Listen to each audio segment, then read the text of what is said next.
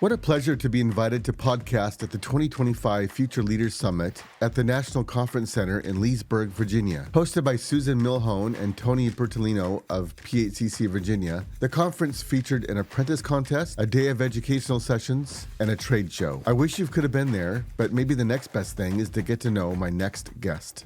Tony, welcome to Behind the Windshield with Dennis the Apprentice at the PHCC Future Leadership Summit in Virginia. Hey, thanks for having me here. Absolutely. Thanks for having me. This is great. Mm-hmm. Who knew about future leaders?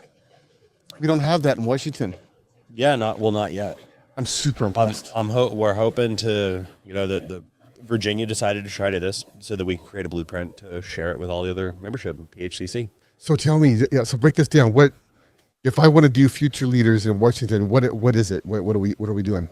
So we started out with the idea that you take a tradesperson, a lot. I mean, not all of them, but a lot of us were. You went to Votech school. Maybe you were a troublemaker, and they put you in Votech. Out where the tumbleweeds are and stuff like that. Yeah. And they need to make sure their grades are up, so they put them there. Schools look good. We got guys passing classes, but there was a sacrifice on certain education stuff that you needed. And so I identified 10 things. I felt very strongly that personal finance is one of it, right? You had to choose to go to that class. So you were not, if you didn't want to learn about it, you didn't learn about compound interest. You didn't learn about how to manage your bank account and how to live your life that way. Yet it directly affects us as contractors and owners because we have guys that are living paycheck to paycheck that if something happens, they end up having to go to a new company. They'll take a job for 25 cents more just so that they can manage that paycheck. And then on that job, they'll start spending what they make and they'll need to move again. And so I was like, well, that's really important. Communication is really important. Time management is really important. I mean, Roger was talking about that at the thing. It's like these are identifiable traits that not only benefit me as a owner, but also benefit the contractor, the apprentice, when they do it and better help their lives, hopefully make them more money and not make them beholden on the system so that they're, slaving away to barely make it by. I think most plumbing companies are started out of financial need. Yeah. Like they start because they're not making enough money and they got themselves and so they take a chance. Like I need to get rich like the boss. Yep. And so they start a business not realizing what it's all about.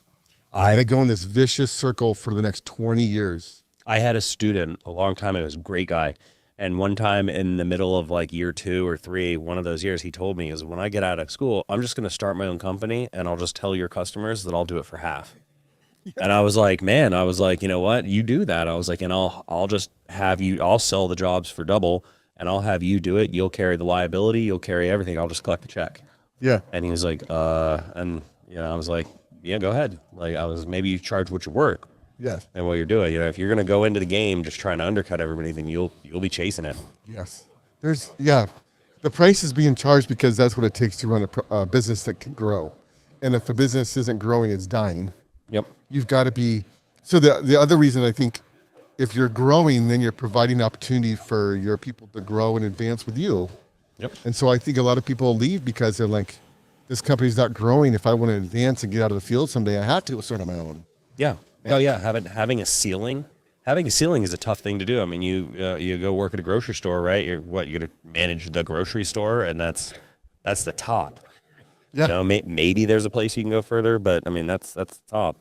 And, in plumbing, the same thing. It's like, well, now you've been a tech for 15 years. If they don't have another spot for you, well, the next step is ownership. Right. I mean, what are you going to do? I mean, you can't just keep giving somebody a $15 raise every year until they're making, $200 an hour. It just doesn't work. Right. So it's imperative that we build businesses that are charging enough so we can grow and create opportunity for our people to grow with us. Yeah, absolutely. Yeah. Yeah, I mean, training is everything. So you're actually training those skills. I love that concept, Tony, that they went to tech school, so they missed out on some of the other stuff. Frankly, they're not teaching that stuff in other schools either. Yeah. In the other classes. So that's not being taught either. But so you're teaching them leadership skills. Like I've been so impressed. I've interviewed several of them and met them in the hall and stuff. And they have, I call it shiny eyes. Yep. Like their eyes are lit. Like they're glad to be here. They're awake. there's no dullness at all. They're Yeah. alive. No, they're excited. I mean, it's not hard. I mean, I teach all the time and stuff like that, and people are like, "Oh, you're a good teacher" and stuff. And it's really I'm a good motivator. I inspire people to be excited about things, and when they're excited about things, they start learning. Right. And it's like that idea of priming yourself to learn. And it's like I utilize tricks. Like I was telling one of my guys, Dan. He was like, "Oh, you're a really good teacher," and I was like, "Oh, actually, I'm just really good at tricking you into learning. Like we talk about certain things, we make class fun, and then I'm like, hi, by the way," and I throw in a bunch of information that because you're sitting there and you're waiting for the next funny thing I might say or good conversation or this, that, and the other thing, that you're primed for learning, and you just remembered what I just taught you, right. And then they're like, "Oh man, like I'm actually learning something." You are just making it fun. Yeah. One of my favorite stories is I had one of my really good techs. I asked him when he knew he wasn't going to go to college, and he said 9th grade. Like he knew right away. I'm like, "Well, why didn't you want to go to college?" "Well, I hate learning." And so now, 20 minutes later in the conversation, I'm like, "Why do you like plumbing so much?" He's like, "Plumbing is so vast. I learn every day, and I know I'll never stop learning." Yeah. And I'm like, "Wait a second. 20 minutes ago, you said you hate learning." He's like, "Oh, I did, didn't I?" Yeah. So these kids are not classroom set, but they're hands-on. They're out making things happen. Show me, let me try it. They're hands-on. Yeah. And they're brilliant that way.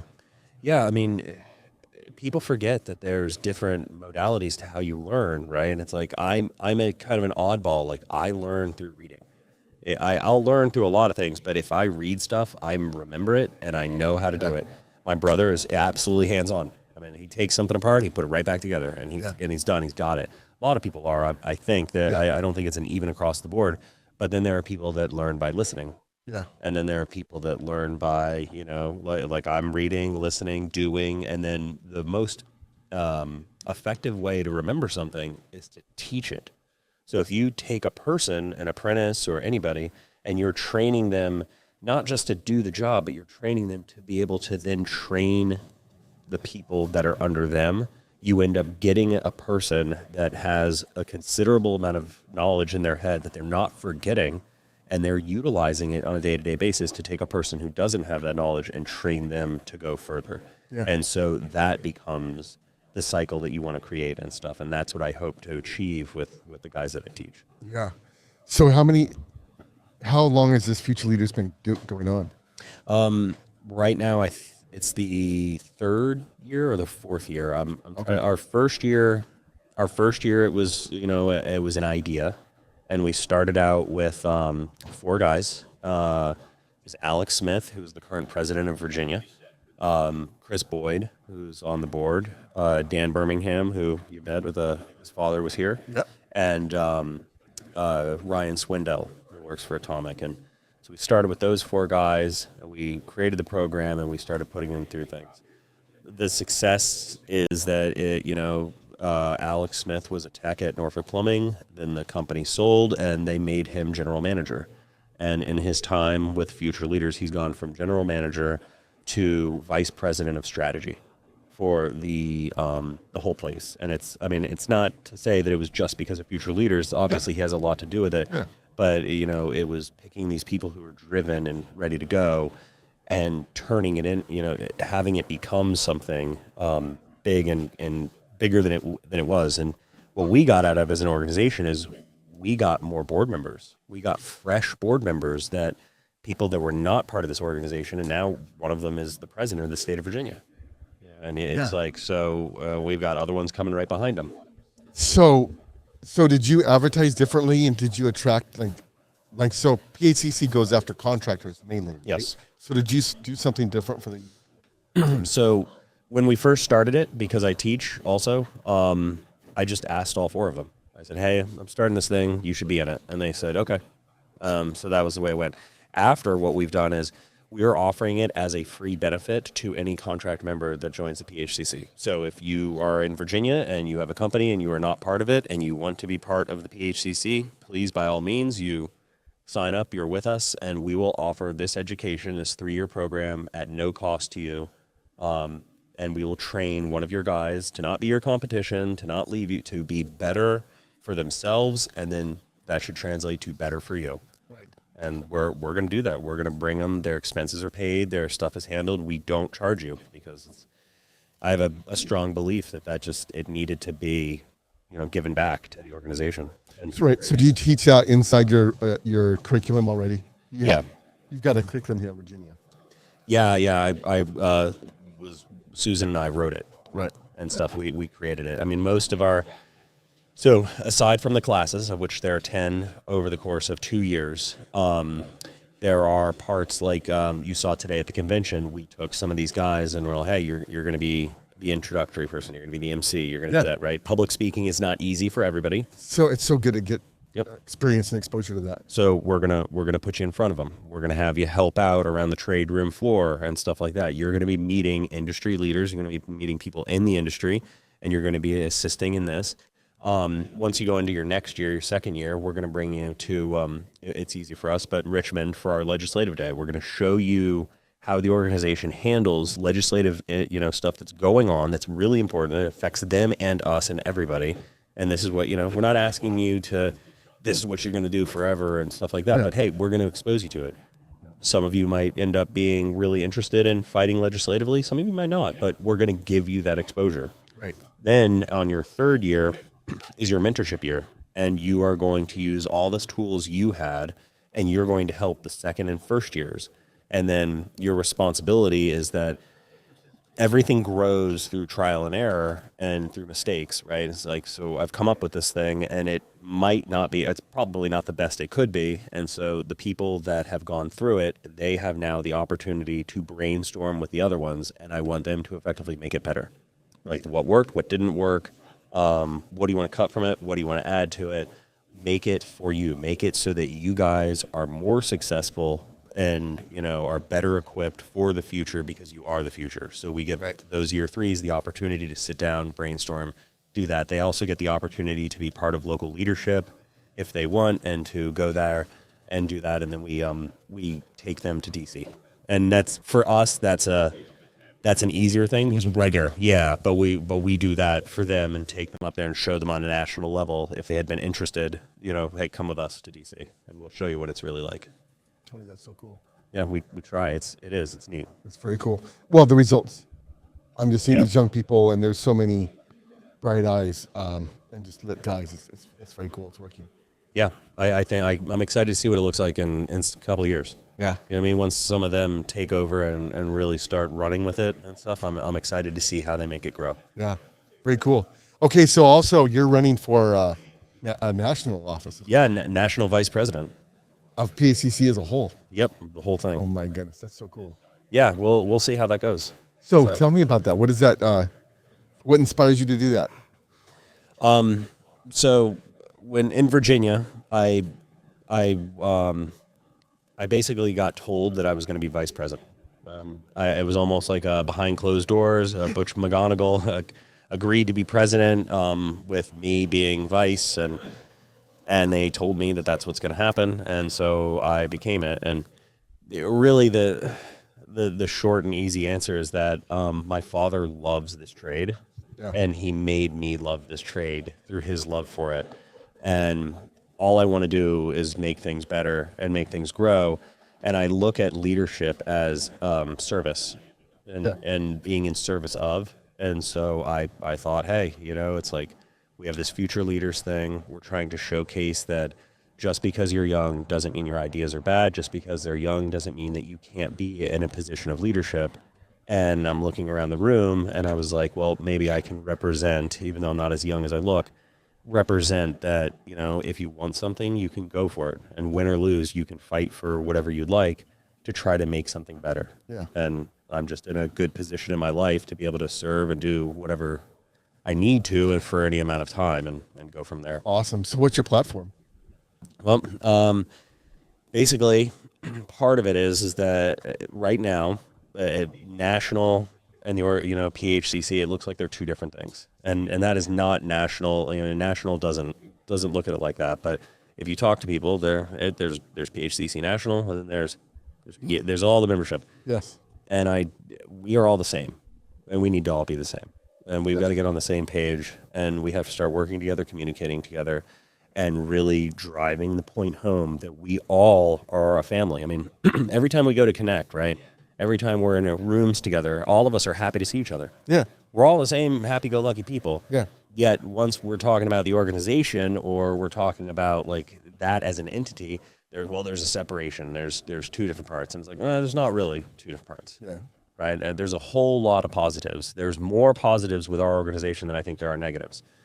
But there are things that can be done better, or there are things that can be done differently that I think we need to tackle. And I'm just an idea person. It's not that I can say that my ideas are the best in the world, that I will 100%, but I will give you ideas. And there are a lot of seasoned people on that board. There's a lot of seasoned people in leadership that I believe a person like myself could walk in and throw ideas, and some of them they'll be like, hey, let's shoot that down, slow down.